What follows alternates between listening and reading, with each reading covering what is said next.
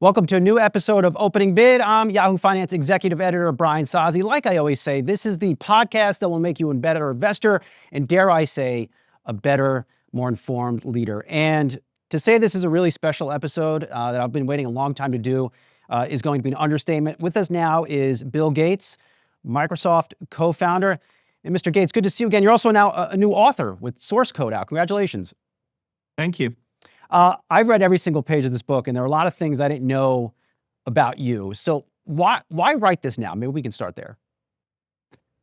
Well, I'm turning 70 this year, which seems wild to me. I was always the youngest doing most of what I was doing, and now some meetings I'm in, I'm the oldest. And I've been very lucky throughout my career. A lot of milestones. This year, Microsoft turning 50, the Gates Foundation turning 25. And so, it's not common for me, but I thought it was time to look back. And I've been thinking about an autobiography, but 18 months ago, this idea of, hey, let's do a reasonable sized book that really delves into those first 25 years came up. And then it came together, very well, and that's Source Code. In my head, Mr. Gates, you're always going to be like 19 years old, like these photos that I've seen for many years. So you're not 70, at least in my book. But what I didn't realize, and I've heard you talk a bit about this before, the role of your mom in your life, in your career on those early days. Take us through, the role that she played in your development, because my takeaway was, wow, she played quite the role. No, absolutely. I mean, if you had to pick one person who shaped me in my desire to please and succeed, that's absolutely my mom. My parents were both amazing, but, my mom was around all the time telling me to fix my manners and, to get dressed and be on time. And, she found me fascinating that, some things I was super good at. She found me frustrating that, my social skills were slow to develop, and she pushed me to talk to adults. And in fact, I learned to talk to adults much better than I did even most kids my own age, which ended up being, valuable in terms of I was able to learn a lot from adults and get their advice. But, she had values about how our family should succeed, values about giving back. And I've tried to be true to those. Sadly, she dies in her early 60s. So she gets to see Microsoft be pretty successful, but she's not around for the Gates Foundation piece, where my dad is the one who literally is co-running the foundation for its first decade. I love you mentioned in the book, your mom ran an organized household. And that word organized was a theme throughout the book. It's good to be organized. And I know I can really relate to that. But another one that stood out to me was you said at one point in the book, you were at war with your parents. Explain that to us. Well, I, had this overly logical mind that says, why do they have the ability to tell me to do these things? And, they'd say, respect us. And I'd say, oh, you mean pretend to respect you or actually respect you? Anyway, I was, I caused a bit of trouble, and they wisely had me go talk to a therapist who sort of said, wait a minute, your parents love you, you have every advantage. And anyway, what's the point? You better direct your energy towards the outside world, and they're actually your allies in that. And it took him a year to get me to reorient my thinking. He had me read a lot, and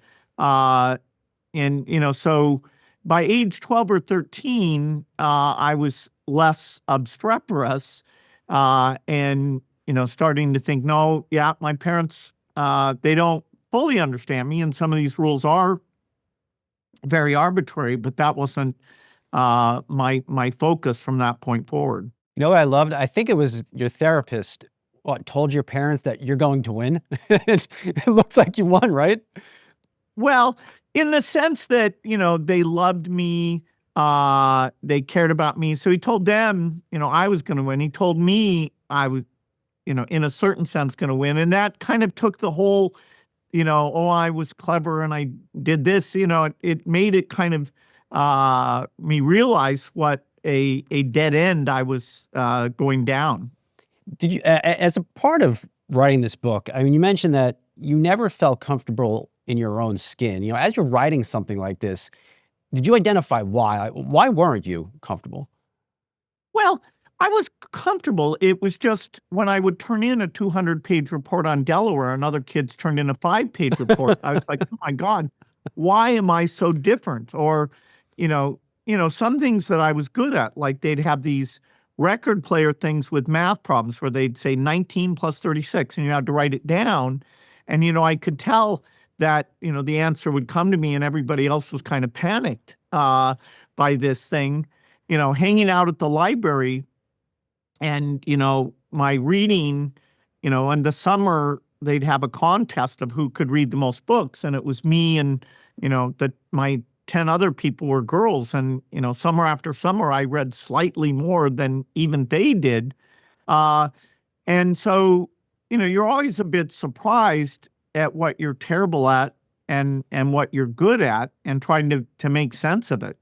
It was amazing to me as I was reading this book, and we'll get a little more on topic in a sec, but how important Intel was in those early days. I've grown up in a generation, I'm 42, so I mean, I know the desktop computer, there's tablets, et cetera, but wow, in those early days, it was kind of Intel or bust, right? Yeah, the idea that the exponential improvement of Moore's law was going to take computing from being this hyper expensive, rare thing for governments and big companies to computing almost being free, because that's, what exponential improvement does. Paul and I saw that, and we saw that because Gordon Moore of Intel said it. We saw the 8008, 1971, and then the 8080, 1973, is more powerful than these $10,000 to $20,000 mini computers like the DEC PDP-8. And so we saw the truth of, oh my God, there's no limit to the computing power, and therefore software is the magic. It's the thing that's going to help you organize data or communicate or do word processing. And hey, we should be the ones that do that. And, that's where all the value is going to be. Have you thought about like, oh gosh, look at this story of history on Intel. I mean, look where the company is today. It's a markedly different company. I see Microsoft just getting so much stronger than Intel, this icon. I mean, how important is it that Intel fixes itself? Well, it'd be great for the United States if their process technology arm could be a credible alternative to TSMC and Samsung, which of course, they're trying to do that, but that, takes time and a lot of capital. So that it's a very, very hard thing. Technology is full of these cautionary tales. When I was growing up, IBM dominated the big computers. They were the computer industry. The computers the next size down were this company, Digital Equipment, which I learned and was very involved with them. And, so the fact that those companies, IBM's still around, but, IBM is tiny compared to Microsoft. And that wasn't the way it was, it started out. And so you have to be very humble about, wow, if you miss a turn in the road, you can be annihilated. Even Microsoft, as various things came along, like the internet, there were people who said, this is the end of those guys. They don't get this thing. And, we were able to surprise them and, even sort of take leadership in that area. Why coding? Getting back to the book, what drew you to those early days of trying to write software? Well, the immediate feedback you get when you put a program in and it fails or it works, that's so incredible. Most things, even if you write an essay, you wait, the teacher may have not understood how good it was. With math, okay, there's the right answer. But with the computer, this interactive nature of it, draws you in because you're like, okay, how do we make this faster? And, why isn't this working? One of the early problems I worked on was deciding when school classes would meet, Love that so that you story. It was a great story. could go to lunch and a variety of things. It was a very complex thing that when the school first asked me to do it because of my math skills, I said, no, I don't think I can do that. But a year later, when somebody else had tried and not succeeded, I had thought, okay, here's how you do this optimization problem. So that was one of my first super complex programs, was deciding when the classes would meet and who would be in each of those classes. It was amazing. As you're developing, I remember that story in the book on the school program, you really got no sleep. I mean, it seems like from age 12 to 20, I mean, you were operating on an hour of sleep a day. No, I got more sleep than that, but adrenaline worked very well for me. That is one of the few things that I'll say age does, is if I want to be smart, I need at least, 6 hours of sleep. Whereas back then I would stay in the office days at a time working on something and then, have to catch up quite a bit. But, I would sit at the terminal, and a few times I fell asleep with my head on the keyboard and the keys would kind of imprint on my skin and I, would look a little strange, but, we were very hardcore. And throughout my 20s, I didn't believe in vacations or holidays. I was kind of out of control, monomaniacal, in a way that definitely intimidated other competitors. Hang with us, Mr. Gates. We're going to go off for a quick break. We'll be right back on Opening Bid.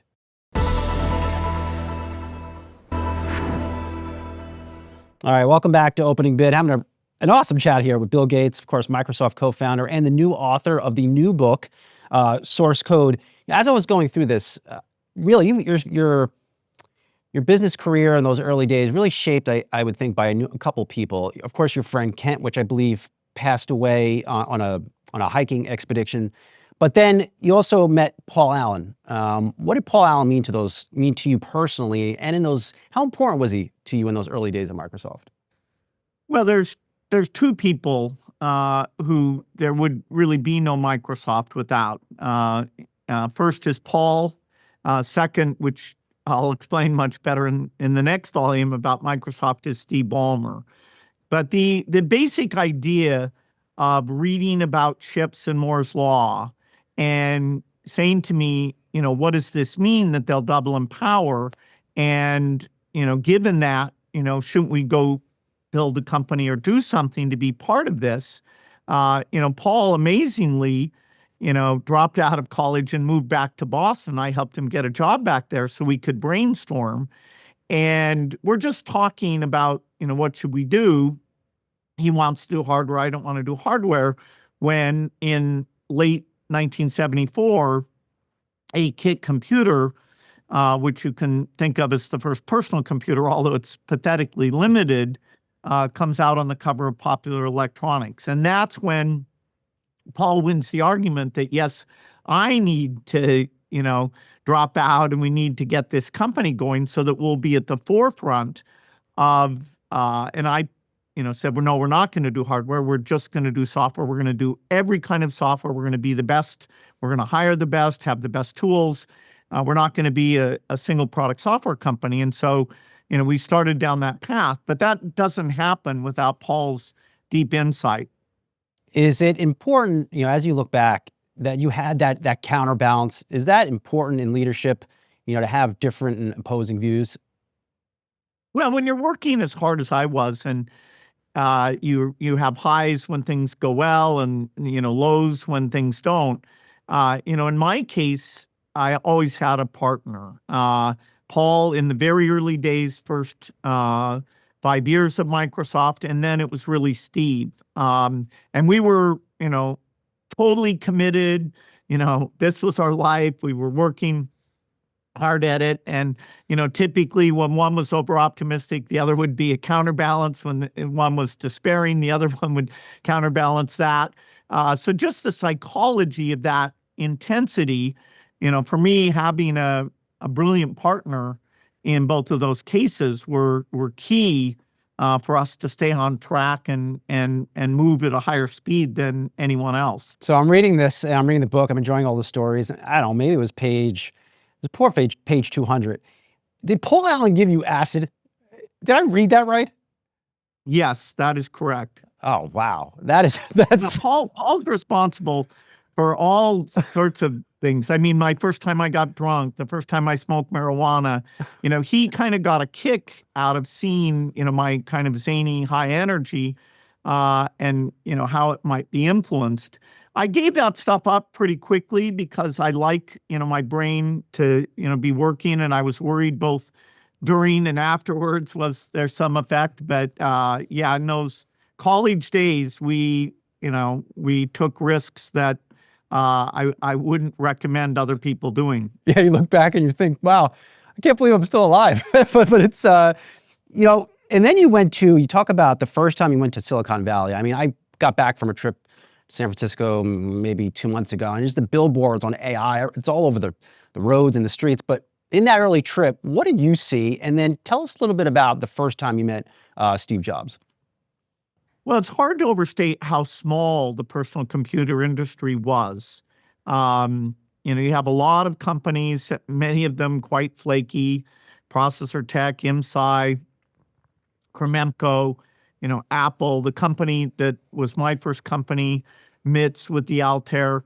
And this West Coast Computer Fair, gave us all a chance to show our stuff. And, that's the first time I run into Apple. And, Steve Jobs is there in the booth, and, he's smooth. He's talking about how great their product is. He's creating a lot of fascination about what he's doing. And so that, started a relationship that included Microsoft Basic being included. It was called AppleSoft Basic with all of their computers, just like we got our Basic onto the Radio Shack, TRS-80, the Commodore PET, all the popular machines. And that's partly why when IBM in 1979 is thinking about their personal computer, they come to Microsoft to get the software.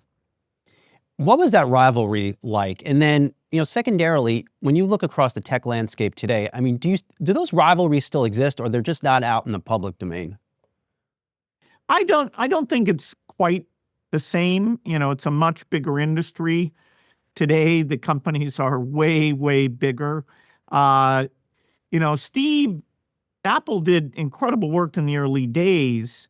And of course, the greatest collaboration I have with Steve is the creation of the Macintosh, where we actually have more people at Microsoft working on software for the Mac than they have doing it, although they inherited some stuff, including Bill Atkinson from the Lisa work. And it's a very limited machine. It's very hard to put the software on to that 128K Mac. Only a few programmers at Apple and Microsoft ever succeeded at doing that. So that was a very fun project. Steve was very different than I was. I mean, in terms of intuitive sense of good user interface and, how you do design, he had that and I didn't. I envy, how genius he was at that. But he was not an engineer. He would not know what source code was. He didn't really know about, chip design, although, his ability to pick people who worked in those areas was amazingly good. So the Mac brought us together. And then, the last 3 years of Steve's life, we did talk as friends quite a bit. I mean, he had not only done the Apple work and we bonded over the Mac, but he had done Pixar, and he was actually unusually reflective as he was dealing with his health issues. And we did at least one big public thing with Walt Mossberg, where we talked about what we had in common is sort of leading our teams and how we were also very different. What do you think he learned from you? Well, I'm an engineer, and how do you make the code faster? How do you make it better? And so as we're doing that Mac work, the idea of all the trade-offs that were being made, because we were trying to do the applications there were a lot of things. Initially, it had these floppy disks, these twiggy floppy disks that wouldn't work. And anyway, there was a lot of value in that team and our team, working together. Steve would say something like, okay, I don't want any software to have any manuals, which, okay, that's a nice thing to say. But, actually we still did need to have, help and some documentation so that, we got kind of the best of both worlds where he would push and I had engineering teams that, we really had to do the work. Finally, the 512K Mac is where the Mac actually does well because then, although he fell in love with the Lotus product called Jazz, it's really Excel on the Mac, combined with the laser printer and the other things we did. And so Microsoft actually sold more software on the Mac than we did on the PC for a period of about 7 years there. Yeah, no, these are amazing stories. And of course, I'd be remiss. We have to ask you about like a little bit of present day technology. We always don't get a lot of time with you, but we appreciate when you come on. Where does Bill Gates sit on quantum computing? Nvidia CEO Jensen Huang talking about maybe it's a 15, 20, 30-year thing when it becomes really big. What's your view on it? There is the possibility that he could be wrong. That is, there is the possibility in the next 3 to 5 years that one of these techniques would get enough true logical qubits to solve some very tough problems. And Microsoft is a competitor in that space, and I, regularly review that work, and, I'm quite impressed with it. But Jensen's correct; it could take longer. This is both in terms of how you build a quantum computer and what software you write that can solve problems that other computers couldn't write.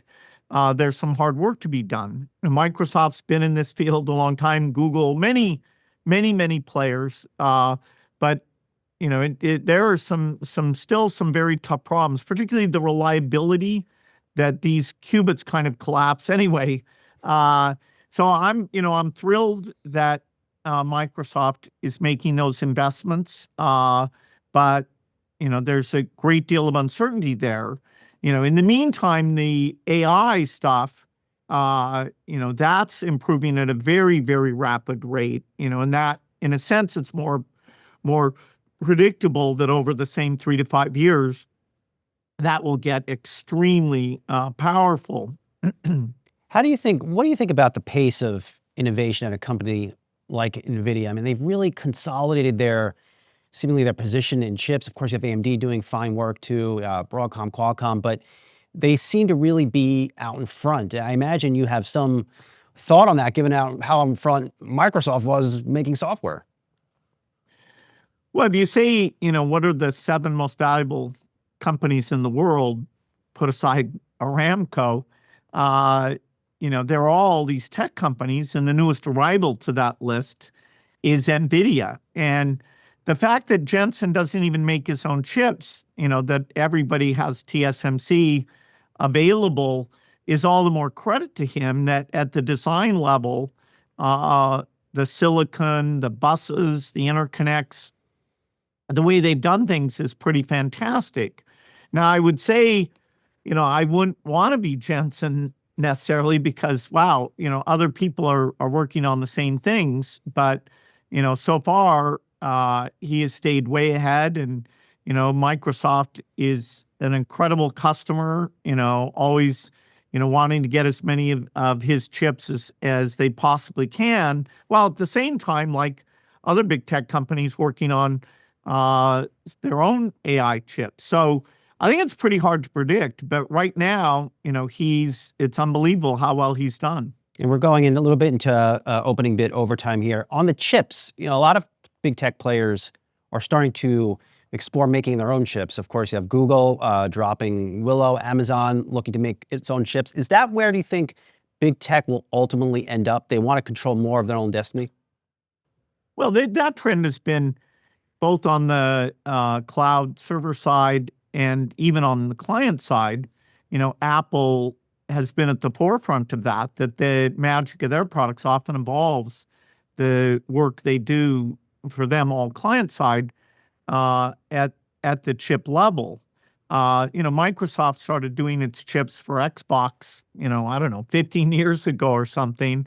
And now if you go into our cloud data centers, we have a mix of Intel, AMD, off-the-shelf ARM, but also custom ARM stuff that some we do ourselves, some we work with Qualcomm on. And so yes, if you want to optimize an entire system, often being able to work at that chip level and get rid of the margin at that level, that's the way you can build the best system. So it's that's a big challenge for people in the chip design business. Lastly, Mr. Gates, over the past 10 years, every time Yahoo Finance has talked to you, we've talked about the incredible work that you've done at the foundation, most notably on vaccines. This feels, and it's top of mind for me because I had a great conversation on here with the CEO of Novartis, and got some of his views on vaccines. And it feels like we're in a big moment for healthcare with the incoming Trump administration. You have RFK; he's had views on vaccines. From your from your perspective, does it feel like there's going to be another war on science? And how important is it that science is not undermined here? Well, health is a pretty basic thing, and people should be thrilled that since the year 2000, we've cut the number of children under 5 who die every year from over 10 million to under 5 million. And the primary reason that occurred is that we took new vaccines for things like diarrhea and pneumonia and got them out to all the children in the world. And, we want to go from 5 million deaths a year to 2.5 million. And again, we'll need new vaccines to do that. So you'd have to say it's kind of ironic that with that incredible global health success, with the COVID vaccine saving millions of lives and allowing us to go back to work, that this is a period where somebody's creating confusion about how beneficial vaccines are. It's fair to say we need to test vaccines well and understand their side effects and all these things, but the net benefit, I hope people don't get confused about that, because whether it's the children in poor countries or facing the next pandemic, which will come at some point, we need the science of vaccines and the incredible work those scientists do. Does it feel like the movement to across the world just to live a healthier lifestyle, whether it's vaccines or medicines, that might get set back over the next 4 years? That's hard to say. I mean, we've had all sorts of things about diet that have been said that turned out to be false, sugar and fat. And, it's great that people care. And we are finally, including research that the Gates Foundation does, understanding both malnutrition, undernutrition, and overnutrition. And so, great tools for overnutrition, what are called GLP-1 drugs have come along, and many new tools coming. For the foundation, it's the 40% of kids in poor countries that are malnourished. And we think we're on track to have some very low-cost solutions where not only do malnourished kids have double the risk of dying, they also never develop their brain or their body. And so that human capital, it's so key for countries becoming self-sufficient. Malnutrition is a very, very key thing that we have to reduce. And I feel very good about the amazing work that the scientists we fund are doing. So, there may be a little more confusion, but, in the end, people want to be healthy. They want to live longer. They care about humans all over the world. So I think we'll get through it. All right, we will leave it there. Always a treat to get some time with you. Microsoft co-founder Bill Gates, of course, the author of the new book, Source Code. Very much enjoyed this one. Mr. Gates, always nice to see you. We'll talk to you soon. Thanks so much. Thank you so much. All right, and that is it for the latest episode of Opening Bid. Please be sure to hit us with those 5 stars on Apple Music and Spotify and those thumbs up on YouTube. We appreciate the support, the love, and all the comments. Thank you so much.